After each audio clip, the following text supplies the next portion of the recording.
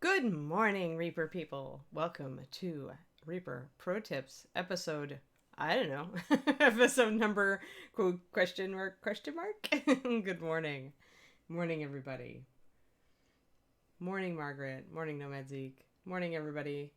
Yes, we're no longer hosting now. At least I had the chat. Um, so yeah, Justin had a little bit of a foobar because it's stormy down in Denton, so his computer had shut off, and he also had I think a doggy mess to clean up this morning. So for once, Yes, he's having the 100% issues. my fault. I was on time, darn it! Even though I had to slam my muffin this morning, and I'm still like trying to suck down some water for hydration. Hydrate, kids. It's important. So all right, now that we're here, good morning, Otter Mama and Koroniko and Robin and Jay and Mistimp and Sharky and everybody. Good morning. I'll sing my good morning song to you like I sing to Kiri every morning. She comes in the bathroom and wants me to sing good morning to her and scruffle her up. She probably only cares if I give her the scruffles and the pettings, but you know, I like to think she likes the singing too. Good morning, Sethany. Alrighty, let's see here. I am gonna go and do I'll go minicam. We can just chat as we minicam because we're starting a little late, so I don't want to wait too long. I want to make sure that my light is on so that you guys can see. There we go, and see a little better that way. Glasses, yes. So we're gonna do some fun stuff today. We're gonna do a real quick bronze, followed by some verdigris around it, following the green areas that we filled in the other day. Which you guys, if I let me get in focus, friends. Friends should always be in focus. There we go. So on here, although I need to fill in my base coat a little bit more, I put some texture in places between these little skulls because otherwise the divots are so deep, it would be hard to get the verdigris to read correctly. And so I'm gonna just fill in some of these areas. So I wanted the verdigris to actually be kind of clumped up, especially because, you know, with moisture it would be bound to pool between these little skulls. And so essentially it makes sense that there would be some built up verdigris. So I stuck some green in between some of these guys. And I'm using kind of a lighter color today to see if you guys can see it better. I mixed a little bit of white with my black and peacock green. So alrighty. Hey, Goops, how's it going? Hi, Zero. Lunchtime for you? Wow. We are exactly where we're supposed to be. Yes, exactly. We are never, ever late. Yeah, audio should be fine on my end. I didn't change anything from yesterday. Let me get this scooched over so I can make sure I keep up with your chat, guys. There we go. All right, so I'm experimenting with bronze NMM colors lately. And usually I would start a little greener than this, but I thought I would start with a little bit richer. And I'm just going to pretty much dab in the skulls to make them bronzy. Because I want to have something to put the verdigris around. I think these are all little skulls. Sometimes it's a little hard to tell between I think that's my sculpted texture, that's my sculpted texture, and that's my sculpted texture. So the skulls are tiny, and sometimes the sculpted texture looks a lot like them. So this is a mixture of rich leather and russet brown. And I may actually have gone a little bit saturated with it, but we'll see. With bronze, I usually like to go greener, and my go-to start color for bronze would be either the old stained olive from HD or uniform brown 9127 from the core line. Which are both greenish browns that I like to start with. So I went a little bit more brown today. You can see that's a pretty rich color. So I may actually add just a touch of white to that and see how close I can get to uniform brown. Good morning. Yeah, right. No, we are not professionals, Clever Crow Studio. Remember. Clover was trying to figure out my brush. It is my usual go-to, guys. It's the Da Vinci Maestro Series 10 size 1. Since I'm doing tiny little details, I'm going to add just a touch of white to this.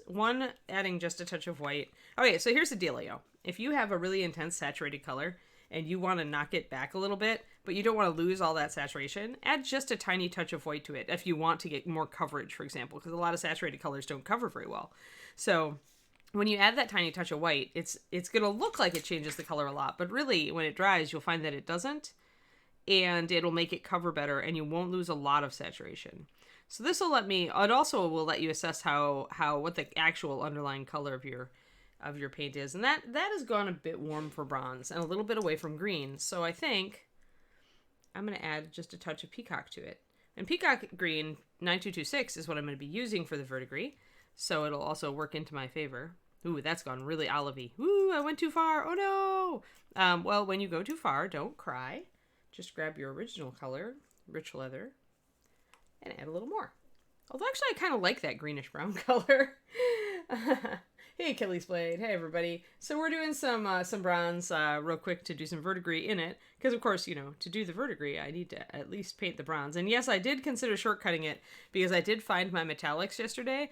But then I promptly put them away, and now they're not, easily to hand. So I've decided to soldier on, so to speak. This is a very green color. Oh, I see. Twitch is having issues with Mubot. Bummer. Yeah, it's according to because Moobot sent me a notification. Since we're like one of the premium Moobot users now, apparently. Um, I think that's based on maybe attendance or whatever. But they sent me a notification saying that Twitch was having problems this morning with their servers, and it could be an overload thing. No idea. It's technical stuff, right?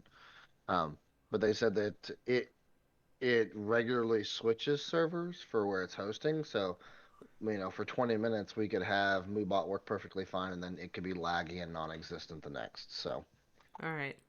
Well, we'll have to deal. If I get questions about my materials, I will simply answer them the old-fashioned way with words that are actually spoken and not on a computer. whoa. Yeah, I know. Low tech, man. Sorry. If Moobot fails us, Justin, we have to be prepared.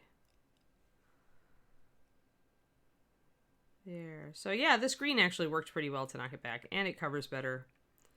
And I'm just going to get these little skulls kind of painted in. And then we'll do... Oh, looks like I have a dog hair on a skull. Gee, Kiri. Kiri's working long distance again. Alright, little skulls. Little skulls. Just get them all brown. Good morning, Fenrir.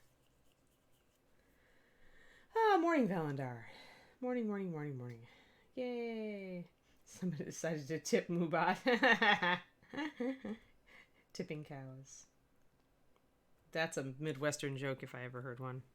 All right, let's do a little highlight on our bronze just to make it look a little bit more bronzy. Oh, it looks like it's functioning Oh, fairly Moobat. well right now. Yeah, We'll Moobat decided to rejoin the living. Just for us. So which command did you want me to use? Oh, somebody just asked about was trying to get brush. Clover was trying to get brush. Okay, Exclamation there it point is brush. while it's working. Oh, something David and I discovered the other night when we were comparing brushes, because he was looking at my DaVinci, and he pointed out that my DaVinci Size 1 Series 10 is actually very close to the 0 in the standard series Winsor & Newton Series 7. So not the miniature Winsor & Newton Series 7, but the normal round one is a very similar shape. I would say it's just a titch thicker than my number 1 DaVinci. So if you are a Series 7 fan and you have trouble finding the DaVinci, you could get a Series 7 0 instead, and it'll be comparable. It's very, very close. I was interested to see that because I used to use Series 7s, but that was when I was using much smaller brushes. And I was using the double aught. I didn't really like the 0 or use it.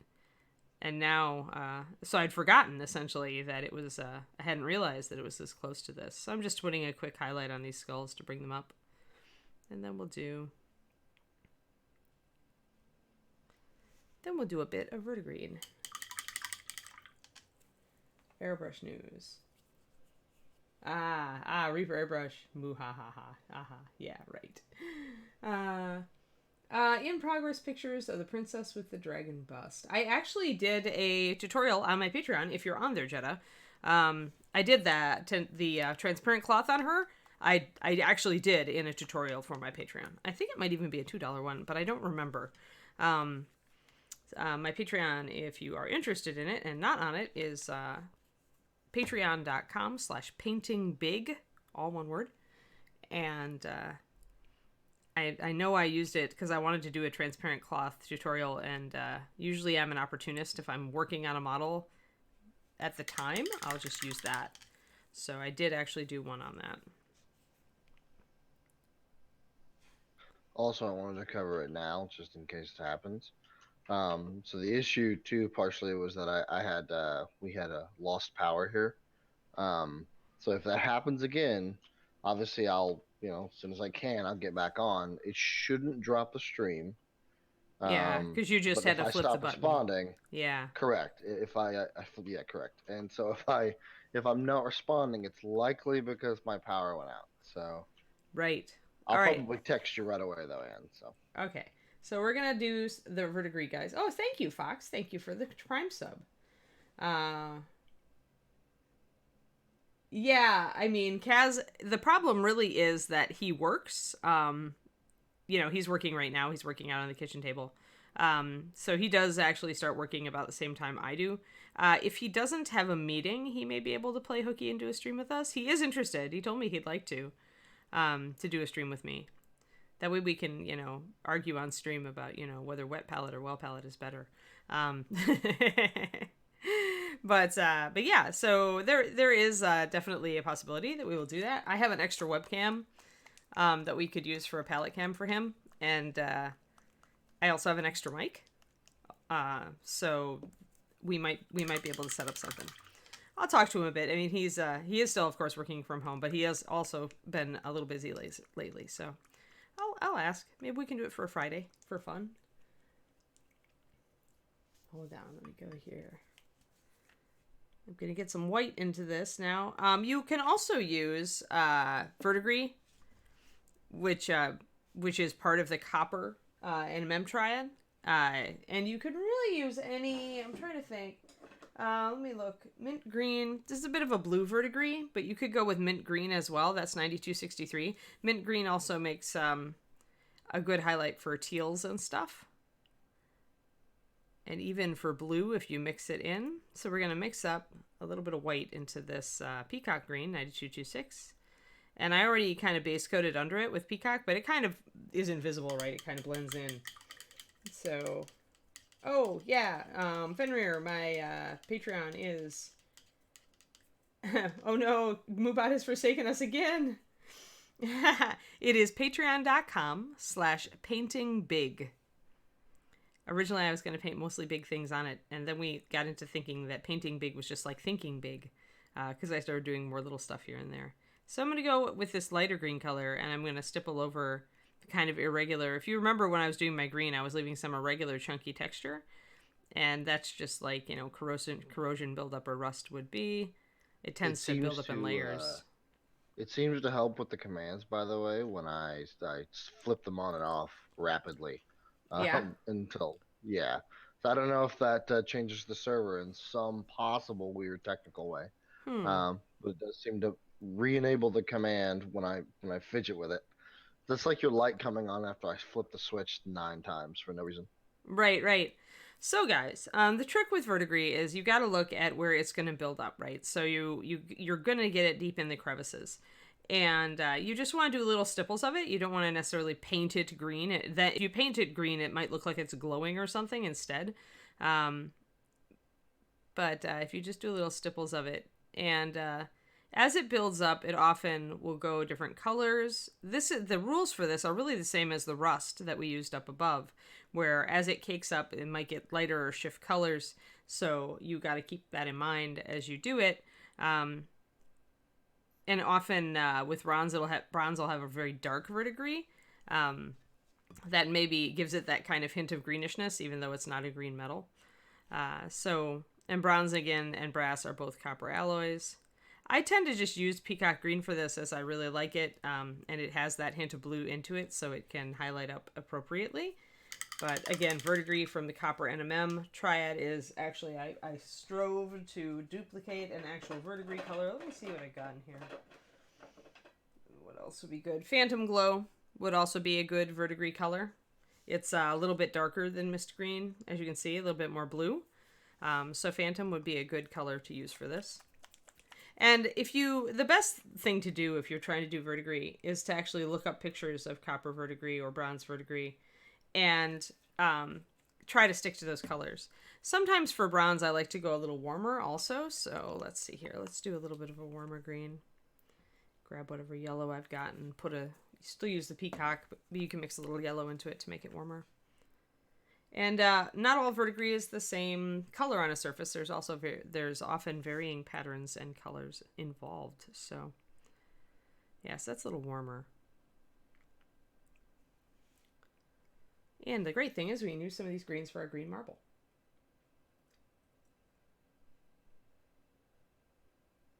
You will have to wait for your toilet paper, Mockingbeast. I'm afraid the magic 8-ball is merciless. Alright, so I'm going to put in some different colored green over here. And down there. But yeah, I mean, Verdigris is really easy as long as you keep it. Remember, you've got to keep it to the crevices, wherever there would be fluid. Yay. And you do want it to go thicker in areas where it would obviously be heavy. And you can kind of, if you want, technically Verdigris doesn't really drip though. I mean, some people will do this with rust, and rust does actually corrode and drip down surfaces, but I haven't really seen Verdigris do that, so I think I'll abstain from doing that. But I will get some more white and bring this up another level.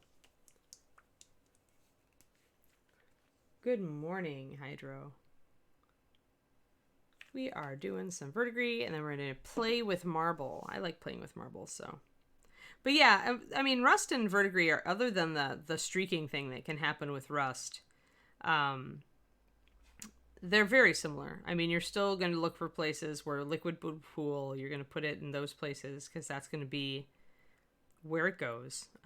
Where the moisture pools is where it's going to build up. You want to make it irregular colors and vary it a bit so that it's more interesting, and because that's how it tends to work. Do look at real life examples and work around that. Yeah, all the same sort of rules. It's just a different color. There you go. There's some nice building up Verdigris.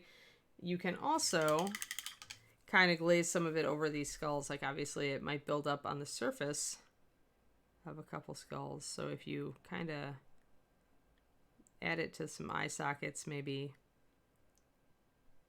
or green out a little bit up here. Painting it a little bit like in eye sockets and stuff for the skulls will also give you the appearance that you want. So yeah, it's just, kind of doing it. And I could Verdigris over all of these, obviously, and we could just paint the whole thing green if we wanted to, but I would rather not. Put a little bit more in there. A little bit more. There we go. I think that's proper. It's a proper Verdigris skull pile. You could also try doing a lighter wash. We don't often recommend these, but you can do a wash with light color, and for special effects it sometimes works. Hold on, let me get this. Where's my brush on sealer? I like to mix brush on sealer together with our water to make washes. I think it results in a better wash overall. Let me see, make sure that's all in solution. So I'm going to use, I usually use about a 2 or 3 to 1, or lately I've been doing more sealer than water. So I used to do 3 drops water, 3 drops sealer, and 1 drop paint. And now I'm more likely to do a 4 drops sealer to 2 drops water. And how thick you keep it is how strong it's going to be. You don't want it to be too weak or it's not going to show up. This is not a glaze. Washes are thicker than glazes. Let's try this and see how it works. Yay! Thank you, Fenrir. Thank you for being my patron. I will send you an email later as thank you. I send all my new patrons emails. But yeah, that's great. Yes, the Paint Warriors. It's a good tier. All right, let's put a wash over this. And, you know, if we ruin it, remember, you just paint over it. Don't ever sweat it, guys. I was going to use my bigger brush. Maybe I'll use my smaller brush and get more control. All right. So let's see what this does. Okay, so painting it all over the top. I'm going to try to spread it around, actually, a little bit. So this is really going to get caked on now if we're doing this wash. Now what we do want to do is we want to pull it off some of the upper areas. So I think I'll take my flat brush, squeeze the moisture out of it, and kind of drag my flat brush over the top.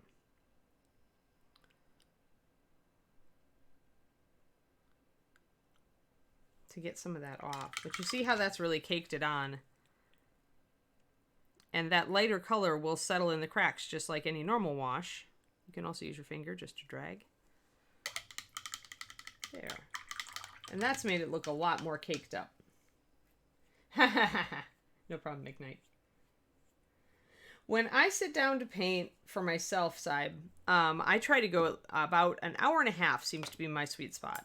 Like, if I'm going to sit down just for myself. So actually this stream isn't too bad. In fact, usually I take, after this stream, I would take a short break and then paint for another hour and a half before lunch. And that's pretty much my preferred working. I find that beyond that, I get too tired. So I at least have to take a break. And if I go shorter, I'm quitting when I'm still in the groove, and that's not good either. So, yeah. Watching on your phone, Skelsey. Good. That's devotion. All right, so the lighter wash went into the cracks and dried there, and it also tinted the top surface of these bronze guys and made them more greenish.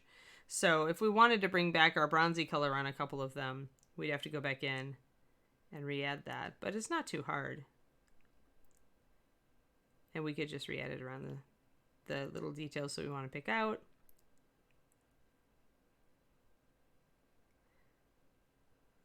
There we go. Just a little bit. And then if we really wanted to bring the skulls out, we'd want to probably hit their little eye sockets with a dark color.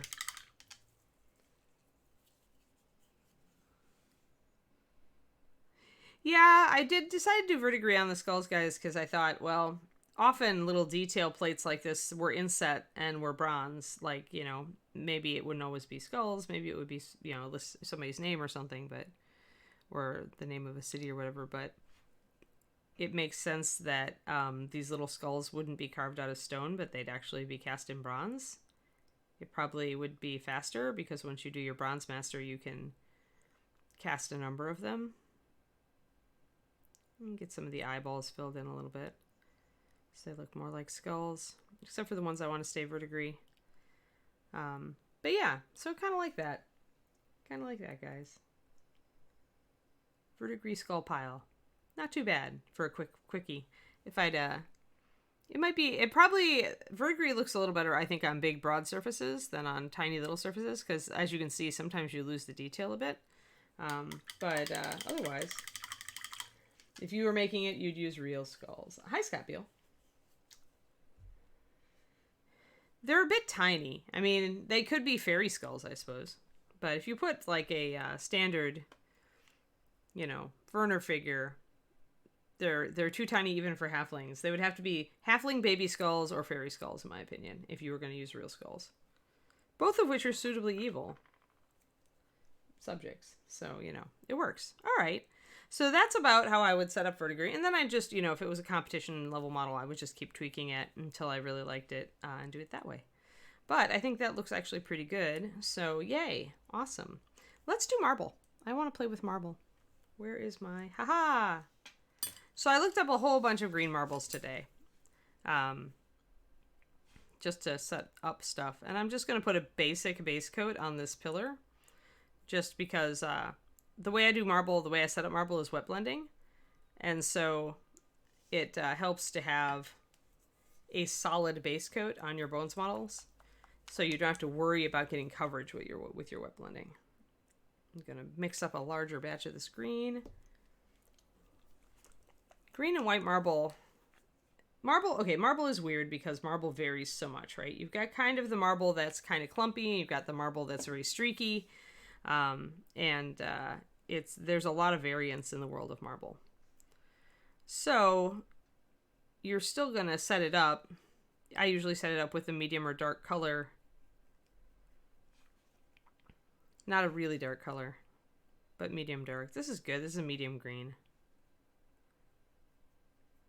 We're just going to do the whole pillar because we're going to go all the way around it. Yeah, this is Peacock green with white in it, Nomad Zeke. I just tossed a little bit of white in it. It's probably about 4 drops Peacock to 2 drops of white, all things considered. But I had Peacock already open on my palette because of the Verdigris, so I thought I would use it.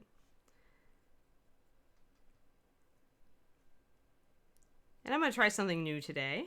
I'm going to try sponge technique on this too. I'm going to show you guys how I usually do it. And then we'll play with sponges and see what kind of effects we can get. All right, so that's a good base. We will let that dry while I mix up my other colors. So our dark color is going to be Peacock, maybe with a little bit of black in it.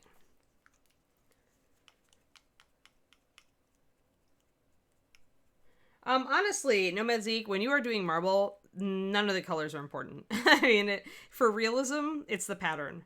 So you want a dark and a light, and usually I will base coat with a mixture of my dark and light. But it doesn't really matter what your dark and light are. Like I could use, what do I have down here? I could use bleached linen for this instead of pure white pretty easily. It won't matter. I mean, it'll give you a different colored marble, so you have to think about that. But beyond that, really, don't overthink it. The whole thing with marble is less color and more pattern, especially when you're doing fantasy marble. If you're trying to do a realistic marble, then by all means try to match colors. Well, let's just use bleached linen. Why not? Hey, the bearded goblin. Hello. Sorry I missed the hello earlier. All right, so I put these guys over here. I only thin them a little. I probably do like 6 drops of paint and 1 drop of water. Boop, boop. And mix it up. Oh, I was going to put a little bit of black in there, wasn't I, for that peacock? Yeah, it was. Where's my black? There it is. And adding a little black just because I want this to be a bit muted and not so bright. Not so saturated. That's a dark, dark bluish green. I may have gone too far. We'll find out, won't we? Because this is going to now give me a very different color than my base color, but it doesn't really matter. Let me mix up my white, and that should give this time to dry. So the way I do marble is I start with a darker color and a lighter color, and you do need to have a fair amount of contrast between them because you're using wet blending, so you're going to be smushing them together on the figure while they are wet, and you are going to be very haphazard about it, so you don't want to use a precise brush at all. In fact, I've got a couple of things here that I'm going to play with during the course of this. So usually I would use like maybe my basing technique brush, which is a flat. It's like a number 2 flat. Same size as a number 2 Taklon flat from Reaper. And I do tend to use the Taklons because they splay out at the tip and give you a nice or a nice randomized effect. Also, I've got some cheapo brushes that came with a foam and a foam set with cheapo brushes from Hobby Lobby or Michaels. And you want a brush that's going to give you random texture. So this is actually a good choice. And this is maybe a little big for this surface, but not too bad. It actually helps to use a couple of different brushes and things so that you get different types of marks. The other thing I have today to play with is sponges, which you can, blister foam from Reaper is just perfect for this. You can rip off little bits of it and utilize that as well. And I normally don't use foam, so this is a new thing for me. But I know a lot of people do. I also have like the original foam thing that came off of. Do not be, concerned about ripping up your little foam things. They're little foam things. They cost you like, 30 cents. So, all right. So I may use this to set up stuff because it's big. I'm actually going to rip off more of the top, I think. There. That could be fun. You want a randomized surface. The more random you can get, the better. So when you're doing this, don't keep it all at the same angle. Turn it. Let's see what we can do. Let's start with our dark. I usually start with the dark and do big splotches. And then you can see how this is giving us already kind of a random texture. And I would do marble first before you paint the rest of the things so that you can get messy with it, right? So you don't have to worry about splashing it all over everything. So you start with that. Now, grab some of your white or your off-white and start mixing it in. Start stippling it. And this is much bigger than I usually would use as far as what it is doing. So I would say that the sponge is giving us some interesting effects. So that's what you want. You want to mix it up like that, see? So at this point, I'm going to actually switch to a brush. It's still wet, so work quickly. Now, using your brush, continue to work it. You can pick up a little bit more of your dark or your light. Make sure that you get areas done. If you want streaks, smear.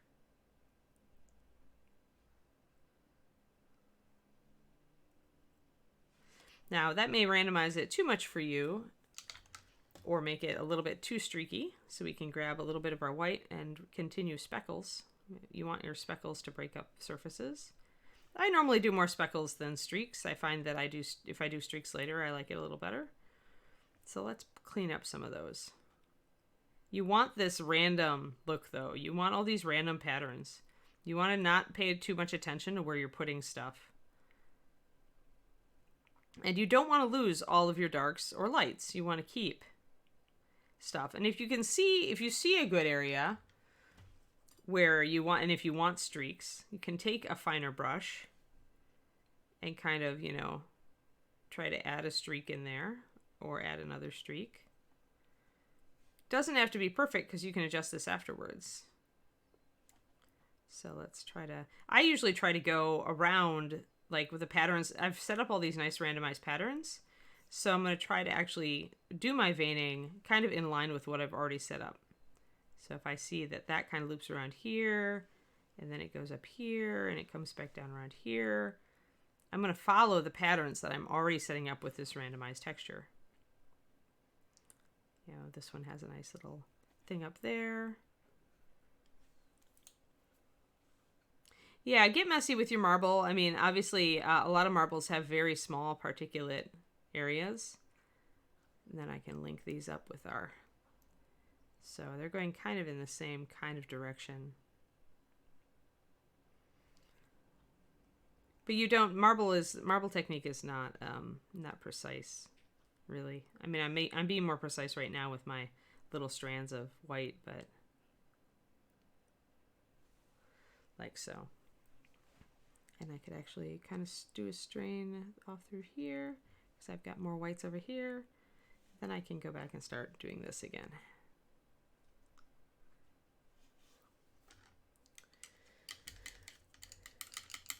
Yep. Randomized texture is one of the hardest things to do in miniatures, and that's why people use things like sponge bits and things. Oh, we haven't used our sponge bit. Let's try our sponge bit. I'm going to get a little bit of white on my sponge bit. Dab a bunch of it off because you don't want big blobs. It's like dry brushing, right? You get it on your brush and then you clear it off.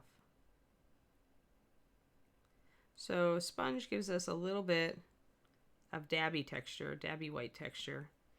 And this sponge may be too little, which is kind of what I was a little worried about, is that it might be too tiny. But it can randomize your texture. I usually, to be honest, guys, I just use a brush for this. I don't usually use sponges or anything. I decided I would try them kind of. I can see how they're interesting. I think I'm just used to doing it with a brush. I probably would get slightly better effects. Although if I experimented more with the sponge, I might like it. I probably would like it on a larger model too. All right, I want to get some of this stuff kind of cleaned out. So there, that's super fast, but it's not everything. You can do more. You can do more with this.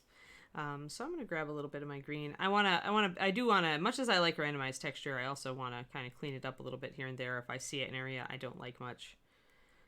So like up here, I might add a little more green. Up here, I might add a little white. And I'm using just my flat brush for this. Clean it mostly off. Grab some thick paint. This is why you keep your paint thick. You really just want it to be... And the more precise you want your dabs to show up, the more you want your paint to dry before you go back in and do this sort of speckle thing.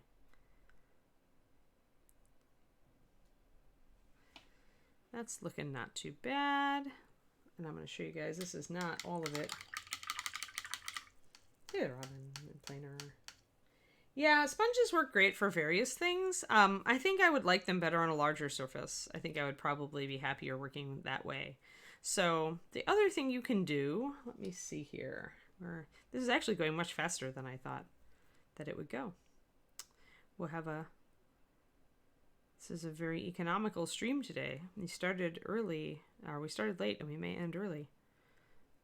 So sometimes I like to go in, I like to thin down my dark a little bit, and then go in and I tighten everything up with layering. If I want it to look less like I just attacked it with a sponge and more like it's a precise, you know, interesting marble effect, I'll actually go in and strategically shade and highlight areas to make them look more like stone. So I'll add in more precise speckles, essentially. One thing that I really do like to do is I like to go up against the marble, up against the white strains with dark. So I like to add a little bit. This also is a great way to thin down these little white vein lines. But putting them up against a hard edge, that hard dark edge, sometimes looks really good. And then I can take this and I can maybe add a little bit on the other side. And you can also do dark veining, remember? Because there's all going to be going through. Darken that up. Darken that up. Things like that. Oh, got a little bit light or a little bit dark there. But yeah, you can at that point go in and play with it. I like my marble to not look messy. I like it to look pretty tight. So I will take my darks. I'm going to start thinning them now because I don't think I'm going to use it full strength again. So just throwing a bunch of water in it to thin it down.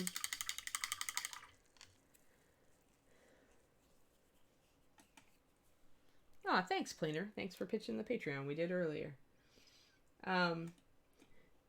Yeah, but being truly random is difficult in art, Black Wolf, because the human brain likes symmetry, so unconsciously we tend to reach for it. So it can be difficult to get a truly random pattern because your hand will try to adjust for it to look good, quote unquote, to your eyes, to be pleasing to your eye. And it may be not what you're looking for. I think that doing some sort of stippling pattern like this with wet blending makes it a little easier to get a randomized pattern. You just don't look at it. Don't look at it when you're laying down your colors. So that you can get the start of something really random. And then I like to go in from that random point and really tighten it, work with it, right? That the randomization gives me a starting point. Then I can come in with my more precision and tools and tighten it up and make it interesting. So like here, this isn't tight enough for me. I want to get some shadow in and make that white line really come out. So I'll just use layering to kind of darken around it. Use a little bit of stippling. I don't want perfect blends or anything. This is marble. But I do like to accentuate the veins. And we can do that in the opposite direction. If we decide we want our veins more or we need more veins, we can thin down our white paint. Use a good brush now with a good tip. And this is where referring to an actual picture of marble can help you. Marble usually has a bunch, if it's going to have streaks, it actually has a bunch of streaks in it usually. And they are going to be lighter and darker. They're not all going to be the same. Especially if it's kind of like linear marble, where like streaks are just kind of going through. If it's more like this puzzle piece marble, then things can be pretty random. But if you were doing one that was more lines, you might want to introduce lighter and darker, thinner and thicker lines with the white. And you could also, when you're doing this tightening area, you can add more little pieces of white up here, maybe a secondary vein coming off of that. So you can, at that point, you can be a little more precise with what you want to do. And if I added some spots of white up there, I probably want to add some spots of white down here.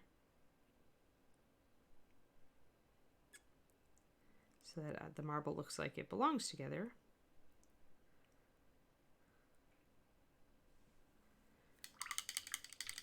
There we go. That's looking good.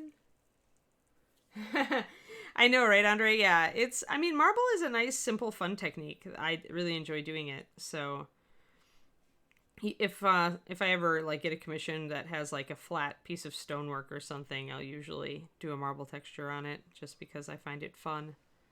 What am I going to do? Let's try lightening some areas. Let's really thin down our white and bring up some light color close to our little veins. So let's see here. Let's try this. I like lightening on one side of the vein and darkening on the other sometimes. It makes for a dramatic effect, but you don't want to lose your green, so you may need to wet blend a little bit or layer.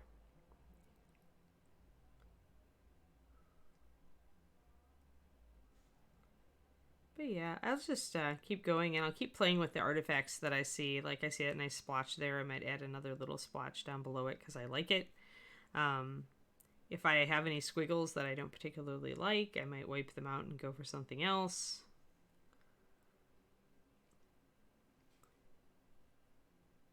You know, make sure your squiggles are wandering around adequately. That's not bad. I don't like this noisy area here. I want to redo it. So I'm going to do that.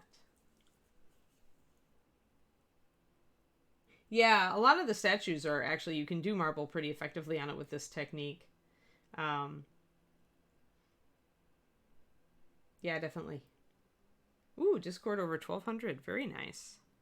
So I don't like this noisy chatter area, so I'm going to actually come in with some dark and break it up a little bit. If there's any area you don't like, don't feel like you have to keep it. After all, you just threw this color on here, so you certainly are not married to it. I do like to stick to using like two colors and then the mixes of them for marble. It makes this technique, at least, it makes it much easier to work with.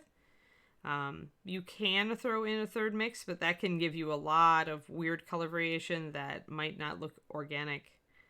So be careful with that. I would, if I were to throw another color into this marble, what I would do is I would finish out this green and white, and then I would come back and maybe add some specks. Maybe we'll do that. We'll see if we can add some like red specks and make this look like serpentine. Is serpentine the one I'm thinking of? Or bloodstone. That's it, bloodstone. Bloodstone is the dark green with the red flecks.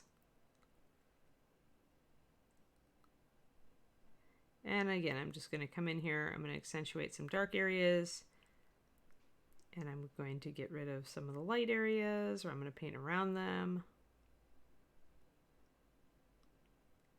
There we go. Get some nice darks in there. Don't know if I like that. There. So that's looking pretty okay, all things considered. We have some nice artifacts. Nice dark colors. Nice random textures.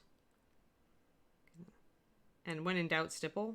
So if you make a mark on here that looks too methodical, too brush stroke, you can always use the tip of your brush and kind of stipple it into a rougher pattern.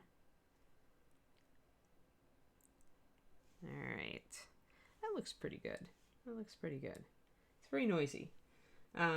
So yeah, I think I'm gonna grab some red. Amadeus red sounds like a good red to start with. And let's see here. I'm pretty sure I have that right to hand. If I can't find it, we'll there it is. That and heraldic.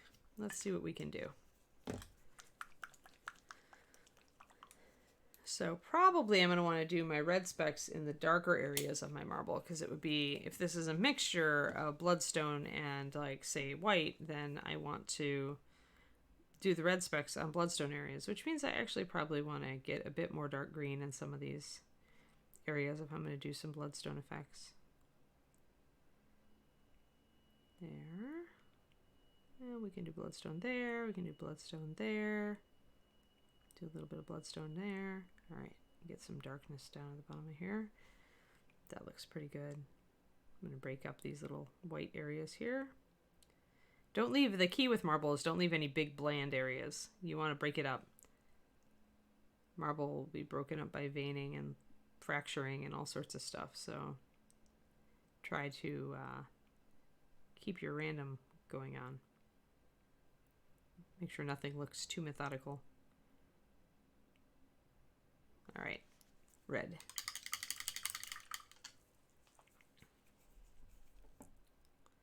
So let's take our red. We want to keep it pretty thick because we want it to really pop where we put it. So let's do like bits of red. Maybe a bigger chunk there.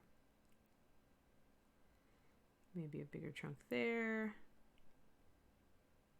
I'm using just little stippling, making little spots of red because that's what it looks like. So one section there, maybe a couple of dots up here. And then we'll go down below.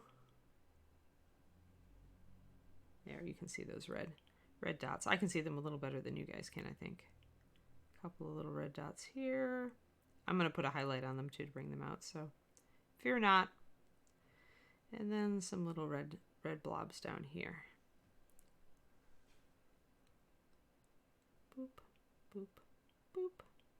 Make your blobs different sizes. Make sure that you're varying. Again, it's organic. It's going to be different. There. That's pretty good. All right. Let's see. What do I want to use? I think I actually want to go kind of orangey with my highlight. Because as I recall, serpentine's kind of red-brown. So, or not serpentine, bloodstone. Has flecks that are not a bright red. So I'm gonna grab my not clear orange, that wasn't what I wanted. I want volcanic orange. Pardon me while I search for my volcanic orange. Oh, I can certainly mix it with clear orange. But there it is, yay!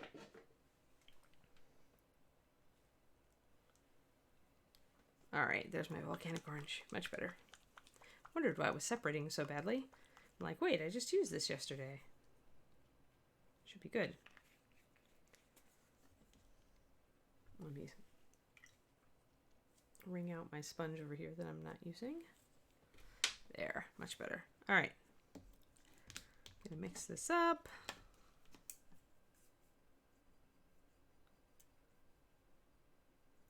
Get kind of a rusty orangey red color.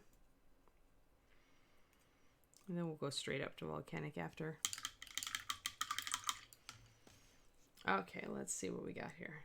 All right, you can see my red spots, which actually are pretty nice the way they are, but I want to accentuate them just a little bit. You could technically leave it like this and you would be fine.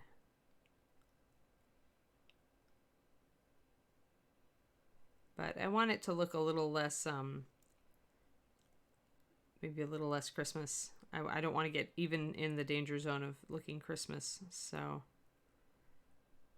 we got to keep our red dark, but we can add a little bit of orange to it. Just to the bigger patches, probably. That's kind of nice. Kind of like that. Yeah, very Vampire the Masquerade, right? This actually does look like the book cover. Good call, Black Wolf. Oh no, Threads of Fate, you missed most of the stream. That's okay, you can go back and watch. Yeah, I did a little bit of Verdigris, and now we're playing around with marble, because playing around is fun with marble. There we go. So I actually think, let me see, anything else? Yeah, I might connect a couple of white areas. Let's see here. Like I could really connect these guys. Just remember to make your lines wander when you're dealing with marble.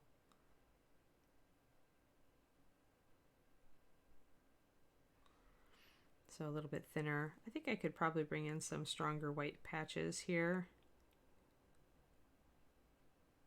And once again, aim for fragmentary shapes. This kind of effect that we're getting here is consistent with the effects we're getting up here, so it looks like it's one piece of marble.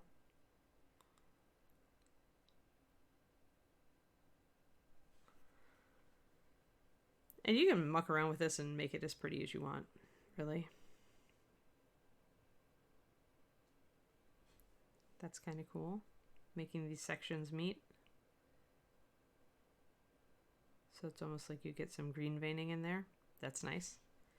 But yeah, so, and if I decided this was too much, and I've got too much white in here and I want it to be a richer green, then that's where glazing comes in. So let's put a glaze over it, knock it down a level.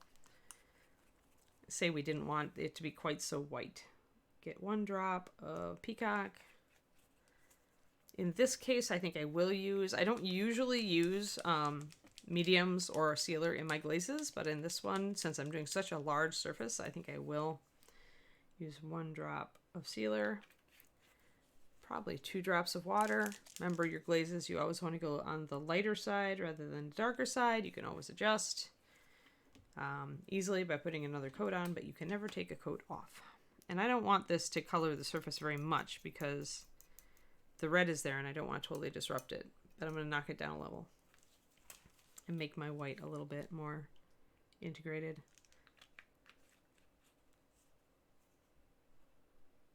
Hello, Blood Angel. Alright, so that's good. Yeah, that's... When you spread this sort of glaze out on your palette, it's going to tell you how much it's going to color the underlying surface. So when I spread this glaze out, that's still pretty strong. That's going to color this a fair bit. I'm going to add just a tiny bit more water. Alright. Yeah, that's good. Alright, that's like almost invisible. Colored water, that's what you want for a glaze. I'm going to get a lot of it off my brush. I'm going to use a big flat brush so I can cover the area fast.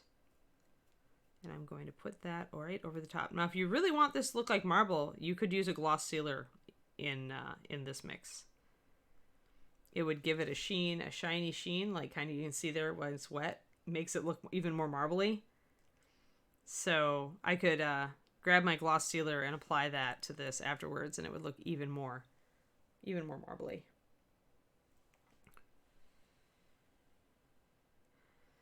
But yeah, so crazy green marble, people.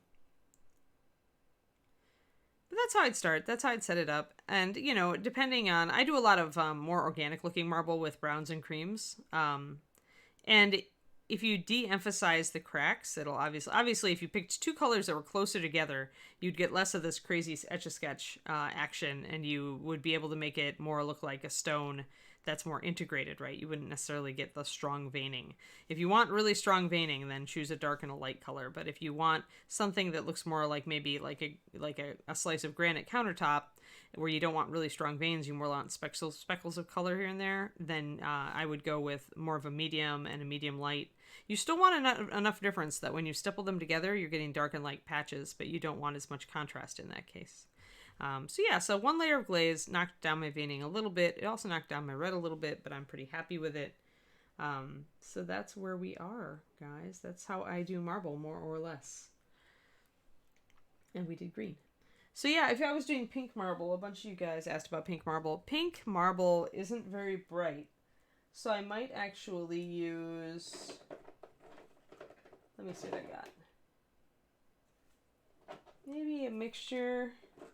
I'd probably do a mixture with pink marble. I might mix like Creamy Ivory and maybe Milani Rose, and I might use something like mix in a little bit of Bright Skin Shadow. I don't know. It would depend. I'd have to look up a good example. But pink marble, as I recall, does have some brown in it, quite a bit. So yeah, hey Janky, how's it going? Let's see, I'm trying to think of other things I could do. I could lighten this up a bit. But yeah, pretty much with marble, it's useful to go and look at a picture and find a particular picture that you like, that you decide you're going to try to copy. Then kind of figure out its main color and look at your paint collection and kind of hold up bottles next to your picture and make a judgment call on which one is closest. Probably won't be able to find an exact match, but probably can find something that's close. I may go back in and tune this a little. But yeah, I mean, you can mess around with this infinitely. Obviously, you can keep going and say, I don't like as much dark, I want more light. I don't like how strong that squiggle is. I want to kind of paint over it with a lighter color. So you can like glaze with light colors to take your squiggles a little bit lighter or not as strong. Glazing, remember, also will remove brush strokes or rough areas. So if you want to tune it that way, you can do it. You can take your dark and make your lines thinner by going up against them and thinning them out.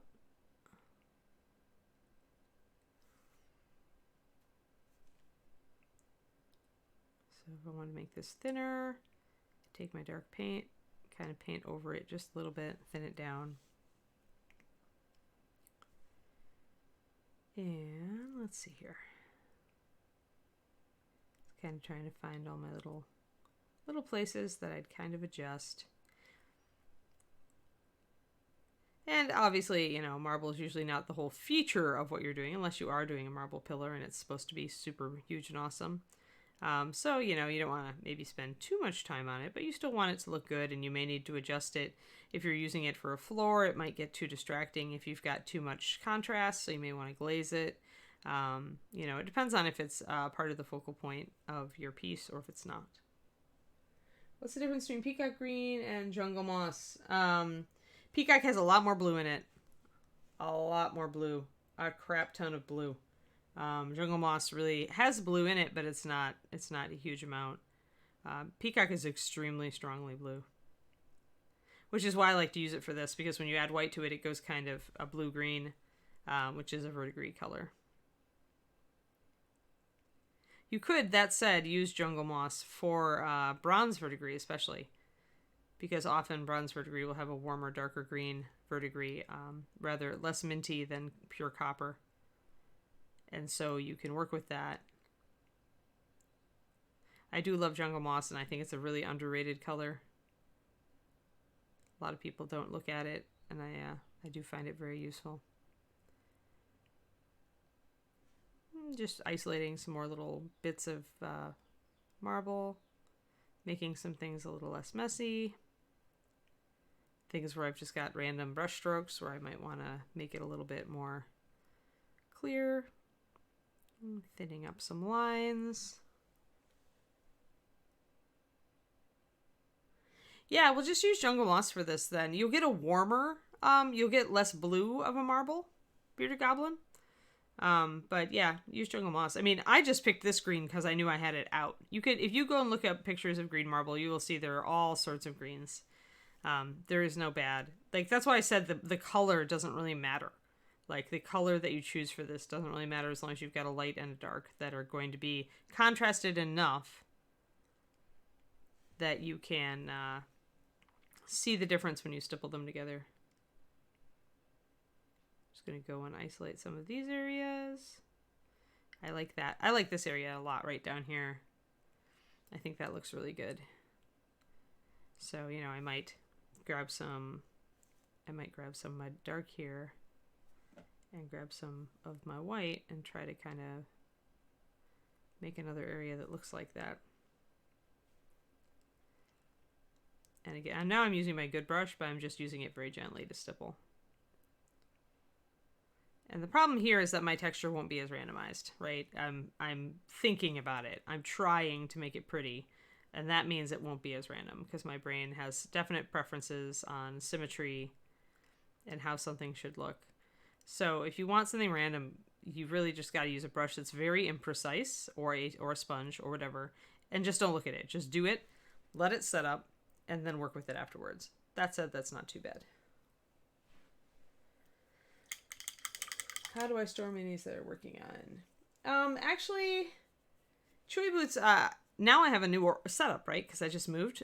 Before, I would just put them away in their little boxes. I'm working on a lot of busts, and usually those will fit right back into their boxes. So I will often store them in their boxes because leaving them out in the open, especially when I had a cat, was fraught with peril. because cats love tiny little pieces parts, and they will hunt your miniatures and then lose parts of them. But now I have a shelf right by me. And so I've got one shelf that's for commission work and like Reaper projects. And then I've got a second shelf that's just projects for me. So the projects that I am actively working on, like that I think I'm really going to work on like soon or now, are out on those shelves. The commission work shelf actually also holds just generally all my commission models so that I don't lose them. So I can organize them in order of priority and all that. We also have a miniatures display case in this office, which is entirely for work in progress work. At least that's what David was using it for. So I've adopted a shelf. I don't like my shelf of shame to get very big. Like I've learned that over the years. If I keep looking at my shelf of shame and it keeps getting bigger, I actually feel like it kind of stifles my creativity. Like I feel like an obligation to those models, and I get all sad that, I'm starting things and not finishing them.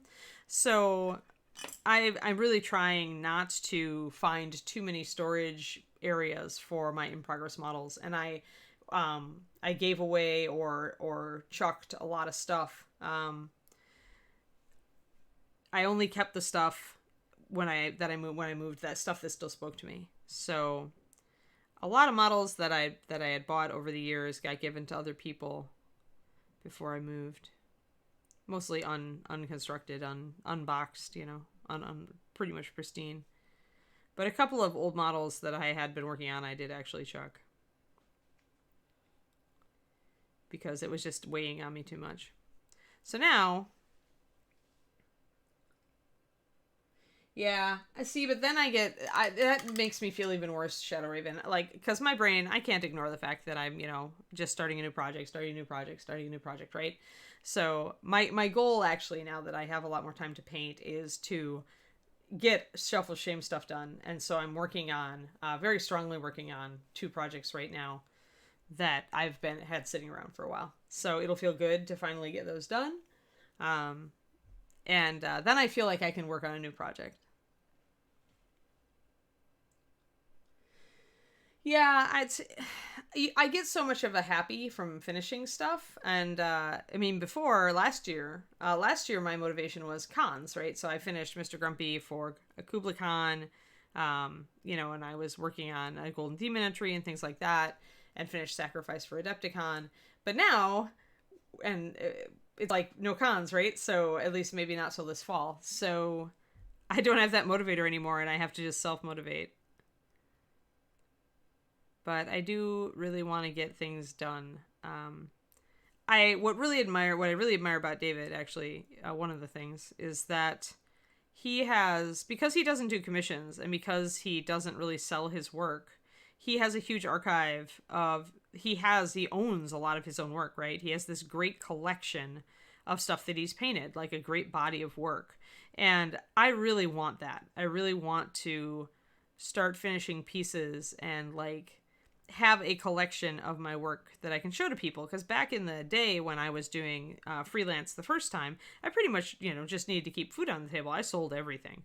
The only thing I kept from those days was my first Golden Demon winner, which I still have, which is currently in our display case.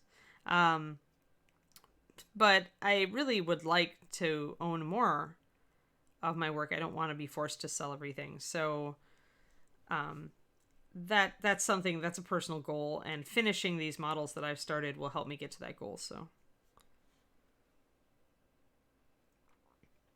yeah, Nomad Zeke, I think it's fine to have a couple of different models to work on, because there are going to be times when you just lose the love for one of them.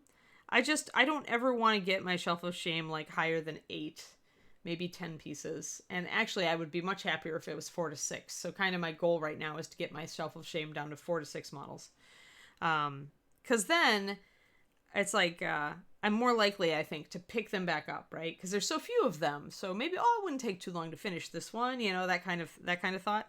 So I'm trying also, when I'm doing Patreon stuff, to focus on using the models on my Shelf of Shame. So that way, when I do a Patreon lesson, I'm still making progress on my Shelf of Shame, which makes me happy. So that's kind of cool. So you guys see how I'm kind of going in. I'm tightening and I'm refining the pattern here just to get some interesting effects. I've got some nice dark bands running through my marble now. Yeah. Yeah. Actually, chewy boots, that's a thing. Okay, so, great painting secret to share with you all. All of us, when we hit somewhere between 75 and 90% done on a figure, get this huge weight on our chest that makes us feel like not finishing it.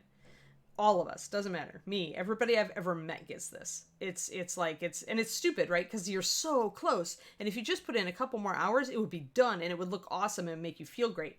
But it's this resistance that hurts us, that keeps us from finishing things. You gotta push through that. It's a natural thing. It happens to everybody. It's not just you. Gotta push through it.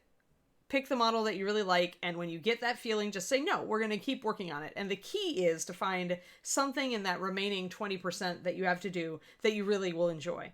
So for me, I tend to paint models where the boring parts, or the parts that I'm not really excited about, I'll do first. That way, when I hit that horrible resistance at 85%, I go, oh, but I'm going to work on her hair now, and I really was looking forward to the hair. So that helps me get through that. It's the same in any creative pursuit. I hit it when I'm writing, I hit it when I'm painting, I hit it when I'm 2D penciling.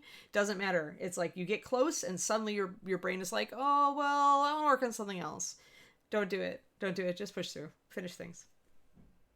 If you have to take a break, but finish things. Yeah, Threads of Fate, great idea. That's where you go for feedback, right? And that gets you excited about it, because talking to other people about it and getting their feedback about it, especially if they really like parts of it, can keep you excited about it, right?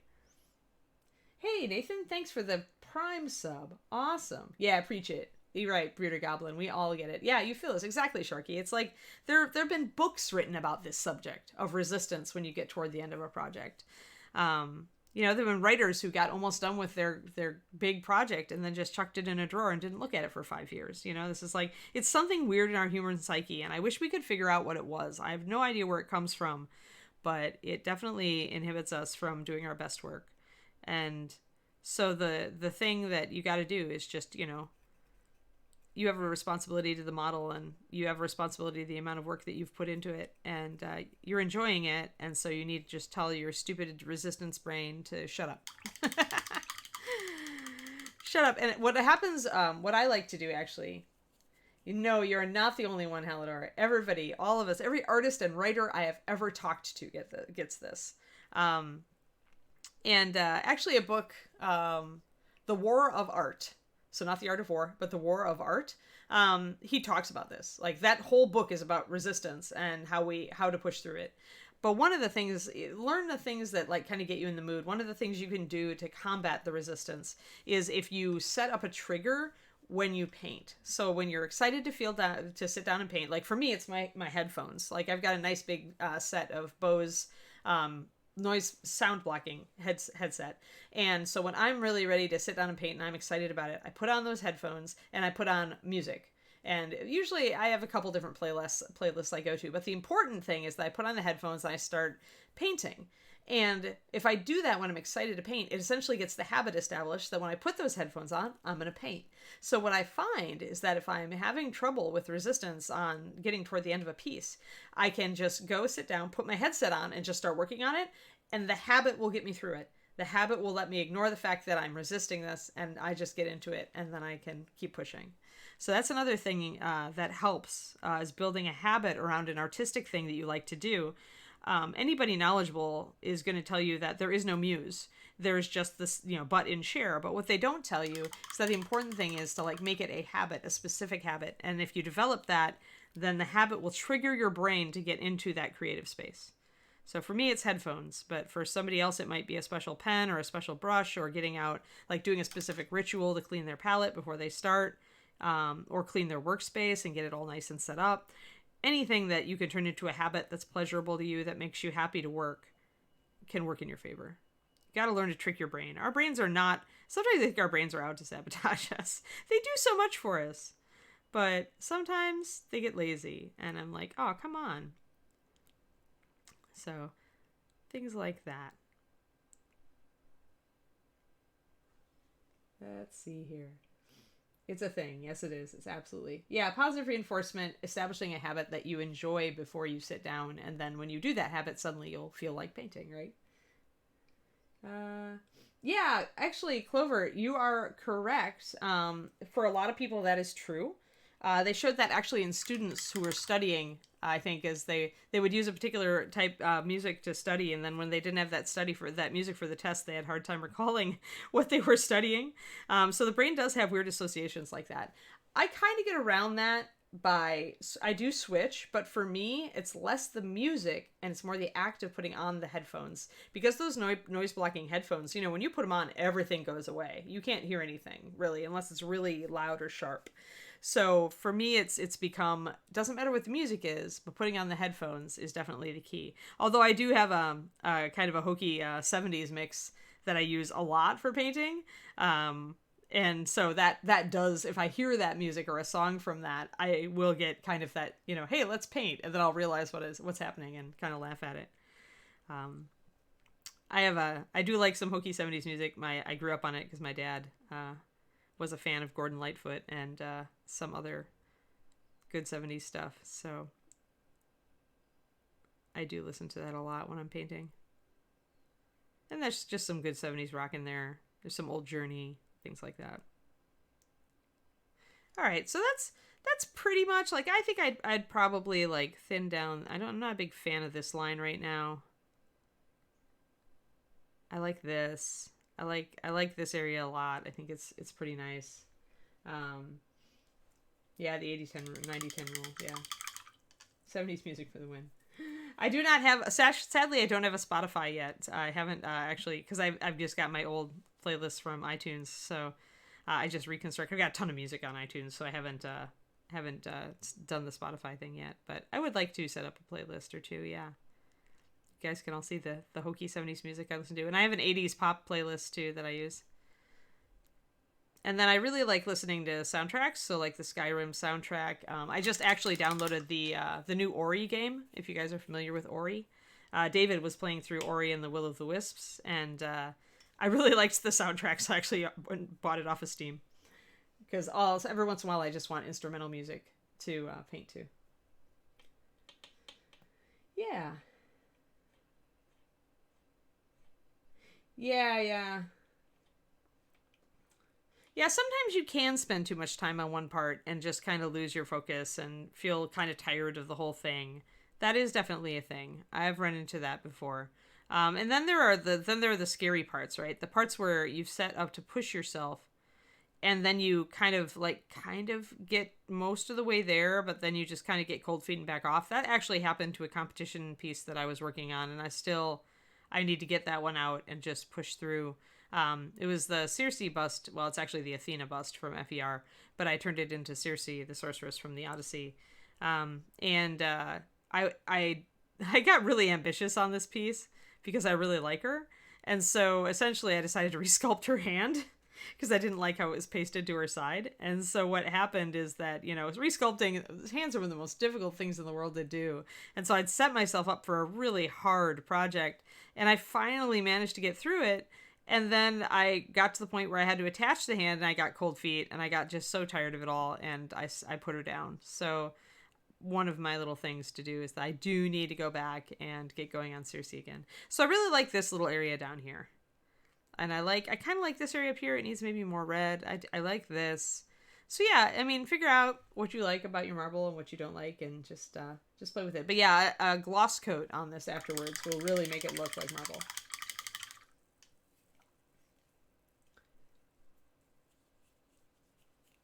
Yeah, but actually the 90-10 thing where you're spending a lot of effort on one tiny part of the model, I mean, I do that all the time. It's how I get to a high level on some pieces. But I think it is really key then to not immediately paint the one part you're excited to paint. I think it can get very important then to save some of those really nice parts that you want to spend a lot of time on for later. But I mean, it depends on your time constraints too, right? For me, on my own work, I just want to work on it till it looks good. And that might take a long time. I could easily spend 10 to 12 hours just on a face of a bust, easily. If I'm really, really getting into it and I really have a specific vision for it and it's not coming together necessarily as fast as I want it to. So, but some people will be like, I can't afford to spend that time. I don't have that much time to paint. So I could see how it'd be easy to ground out on that. In which case, maybe just kind of time yourself on models and figure out how much time you use, typically, how long it takes you to get through, X. How long does it take me on average to paint a face? Right? And kind of set a timer for yourself so that you don't get too sucked in and keep trying to adjust one small area. And really just at the end of the timer, just put it aside, start working on a different area. You can always go back to that area later. Eat your veggies before your dessert. That, it works for me though, Black Wolf. It really works for me. Like when I was painting a lot of Sophie models, I hate painting wings because they're so they're just wings. It's hard to come up with new ideas for what to do with them. And there's so much space. So I realized early on that I needed to paint wings first. Because otherwise I would get through the rest of the Sophie that I liked, and then I would be staring at those unpainted wings, and I would just lose all urge to finish her. So instead, if I worked on the wings first when I was fresh, then I would go back into the Sophie, and then when I started getting tired, I'd still have, fun stuff to paint. I don't, Sean Allen. I do not. I was out of the... I kind of do. I have a very small gallery right now on paintingbig.net. I think it, or is it painting? I think it's paintingbig.net. Wait, let me look up my website. You can tell they haven't updated it for a little bit. Is it paintingbig.net or isn't it? 1 second.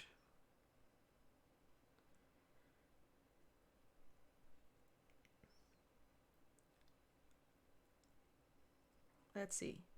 Is that my website? It is my website. So if you go to paintingbig.net, I've got some pictures of Soldier and of a Lehman Russ that I did and of Wolfie. I need to add to those. I've actually finished a lot of stuff. You also can see a lot of my work on the Dark Sword website. I don't think you can search by me on Dark Sword though. Yeah. I mean, I've spent the last month packing and moving my entire life 1,600 miles, so I'm not going to be too hard on myself about not. And before that, I was working two or three jobs, between the Patreon and Reaper and commission work. So I'm not going to be too hard on myself for not having the website updated. But in another month, if I haven't added things to the website, then I'm going to be hard on myself because it is on the to-do list, and I have time now, so I can't tell myself I don't have time anymore now. So yeah. And actually, if you go to reapermini.com, Reaper's website, you go to the store, I think you can search by painter. I think you can search by Ann Forster or Derek Schubert or Michael Proctor. I'm not certain on that. Well, you used to be able to. So you can see most of the stuff on there that I painted for Reaper is pretty, it's pretty normal, right? It's a kind of it's that just general, display art level. But a couple of pieces on there, like the 54mm Cowgirl, a couple of the Master Series miniatures line, a lot of the Crusaders Army Warlord models, I spent a lot of time on. So yeah, you have limited time when you're working for a company. So you have to really pick and choose which model you want to spend a lot of time on. Oh dear, we've gone way over. I need to shut it down. But anyway, hey, look guys, marble.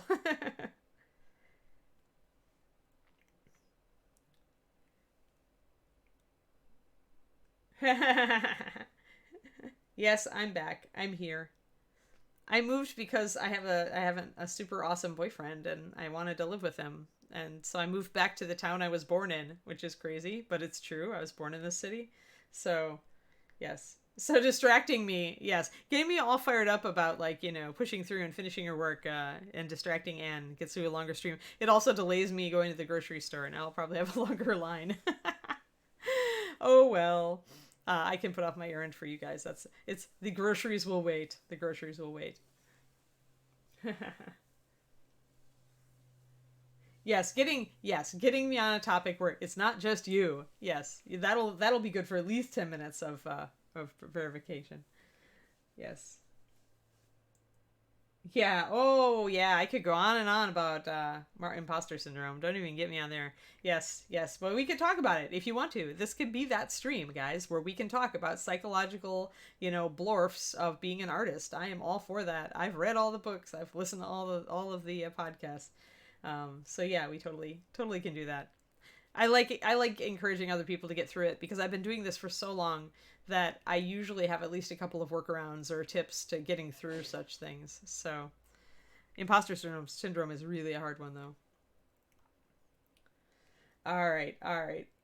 We're not going to start it now though because I've got to go. I have to take my dog out before she explodes, and then which is definitely a thing with elderly dog, although she's currently snoozing. But it's her time to go out, so I am actually going to switch back to. Oh no, face cam sploosh! No, not the sploosh. Well, we got the sploosh anyway. All right. So thanks for coming along, guys. This was actually I could have finished that marble much faster, but it was kind of fun to just work on it while we chatted. So. Oh, Fenrir, imposter syndrome is feeling like you don't belong even though you do. So like writers and artists and just a lot of people like you might be at the top in your field, but then you go to a huge, like seminar of people who you really admire and suddenly you feel like you don't belong there. Or the other thing you do is like when you're like doing like I do when you're actually choosing to try to make a living with your art, which is something that our society doesn't necessarily think is a real job. You could be kind of convinced that the thought police are going to show up on your doorstep and not let you get away with it. It's like you can let that kind of get to you and eat you, and that's kind of what imposter syndrome is. So we can talk about that a little bit. All right, so tomorrow let's start a new project. Maybe we'll do putting a big base on Miss Resin Frost Giant. I still have to do some green work on her. But yeah, she does not have a base, so I will need to craft something probably with green stuff and cork and sand and gravel. Oh my. Probably a little bit of sculpting on it. We'll see. Maybe I'll add a big rune carved stone because she's got a nice little wolf brooch right there that Talon drew. Maybe we'll do a wolf head. I don't know. We do so many different things, and I know you guys actually that was a topic that did come up is making bases for some of the bigger bones models. So she's not huge, but she's doable for a stream or two. So maybe we'll do that for the rest of the week. Alrighty. Yeah, Neil Gaiman has also written extensively on imposter syndrome. Pretty much like that he felt like any minute now, the police were going to show up at his door and tell him that he had to go back to a real job. I think it's in the do good art, make good art speech. I think it's in there. I'm a huge Neil Gaiman fan, so you'd think I would remember. All right, brain weasels. Yes, yes, Fenrir. That has a name. That feeling has a name. Humans are good at naming things. All right. Well, thanks for coming along, guys. Justin, do we have a raid? Yes, we do. We're going to be rating friend of the channel, the body artist herself, Sky Daddy. Oh, is that the one who did that poison ivy? Yeah, she's doing Captain Marvel right now. And I think she's in the Ooh. early stages, so you could watch. I think she does it all in one sitting. So like you could watch her finish that out throughout the day until we have our afternoon stream. So She is a total sweetheart, and I love her, and she does such good work too. It's astonishing to watch the body artist stuff. Also, you guys, it can teach you about shading and highlighting skin tones because when she's doing the torso, all of the highlighting on the face and collarbone and all that she's doing is the same placement of highlights you would use on a miniature. So, yeah. All right. All right, you guys. Well, you have a fantastic day. I'm going to out my puppy and go to the store and then get some more work done this afternoon. I will see you around. Have a good thank one. you guys very much, and we will see you this afternoon for some dragon painting with Josh at about 3 p.m. So thank you guys very much, and say hi to Sky Daddy for us.